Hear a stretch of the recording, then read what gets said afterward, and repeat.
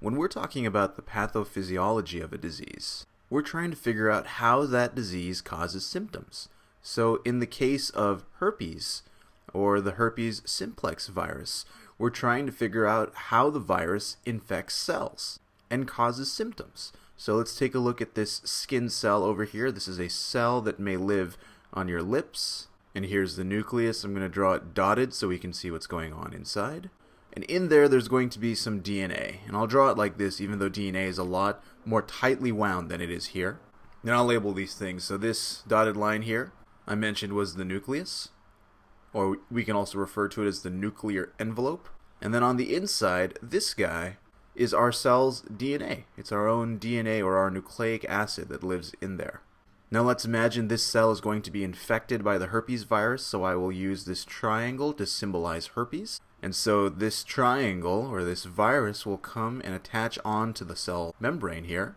And within the cell, the herpes has its own DNA, the viral DNA that exists, as well as some proteins that are in here. And I'll explain in a few minutes what these proteins help it do. But just realize first off, this green border, the triangle on the outside, is a nucleocapsid. This helps the virus inject the DNA and the proteins into the cell, like we'll see in a minute.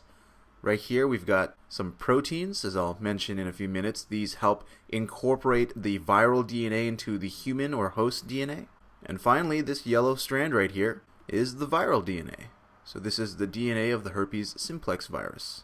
And so our first step here is that the nucleocapsid has proteins that help inject the viral DNA and these proteins into the human cell, which means that, as I'll draw right here, is to inject viral DNA. So once we do that, let me just draw our cell again over here.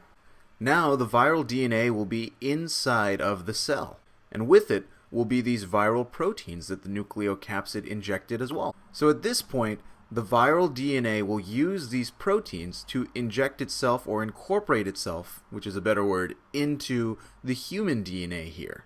And so our next step is that we will incorporate viral DNA using these proteins. And so what you'll end up getting, and I'll bring in another sample of the cell right here, so this is the cell we've been working with, is the human DNA here, but now it's also attached to the viral DNA. Now at this point, this cell that now is under the control of the herpes virus, because the viral DNA is now in the brain or the nucleus of the cell, this cell can do two things. And I'll draw that right here. Here's one path that we can take, and then here's another path we can take. So I'm trying to draw all of this like a cycle. So let's complete this cycle and talk about this step right here, which after we've incorporated the viral DNA, we will start to mass produce the herpes virus, which, as I'll draw this cell again over here, you'll begin to see a lot of these nucleocapsids being formed again, and so they're going to swell up in the cell. These guys will also have their own copies of the viral DNA, and you might not be able to see it, but I'll just mention the protein is there as well. And in fact, this occurs to such a crazy extent that the cell can't handle that type of viral production. And so what'll end up happening is that the cell will rupture. It'll pop open. So I drew this cell here, but let's draw another one up over here. And I'll really exaggerate this. There's going to be so many of these viral nucleocapsids that are filled with DNA and proteins that the cell will not have any more nutrients for it to fortify its cell membrane or for it to grow on its own. And so what will end up happening is that the cell membrane will fracture open like that. It'll pop, it'll burst, and you'll begin to have an exodus of these viruses out here, which then allows you to restart the cycle. And because the cell popped open here or ruptured, another term for rupture is lysis. The name of this phase for the herpes life cycle is the lytic phase. This is the lytic phase. And that's in contrast with what's happening here. Instead of killing the cell, what you'll see happening is that the herpes virus will remain dormant. And so what you'll get are two of these cells. So there's one here, and here's another one. And so the virus just kind of takes a back seat and allows the human cell to grow on its own. And so here, the virus will reproduce with the cell. And this relatively more dormant phase of the virus, or the herpes virus life cycle, is referred to as the lysogenic phase. And that's just to emphasize that the cell is able to undergo the lytic phase or undergo lysis of the cell. That's why lysogenic, meaning able to cause. So it has that potential, but is currently not doing that.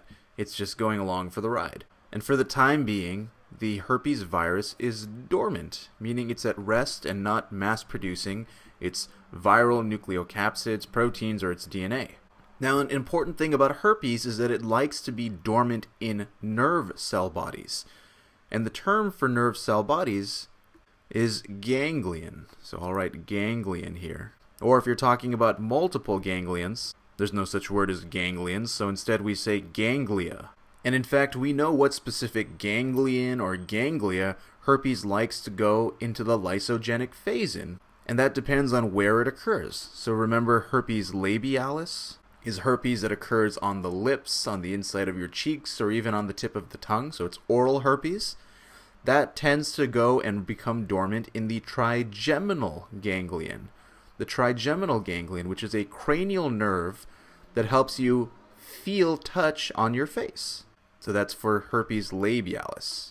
Now for herpes genitalis, there are several ganglia that the herpes can become dormant in, and we group them together and call them the lumbosacral ganglia, which is a reference to the spinal cord. It can be in the lumbar or the sacral region of the spinal cord, so somewhere in there. But recall, because this is lysogenic, we're able to cause lysis. These cells are able to pick right on up and enter the lytic phase. And there are a couple of things that are known to cause that. Sunlight is one thing that's been noted in some people to induce the lysogenic cycle to convert into the lytic cycle.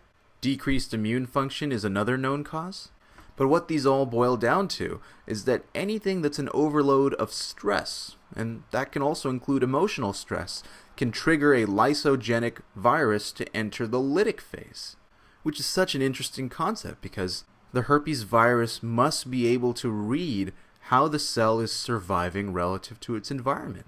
So it has become one with the cell. And unfortunately, once that cell is overly stressed, it's time for the virus to escape and reproduce and move on to another cell that'll be able to house it and help it grow.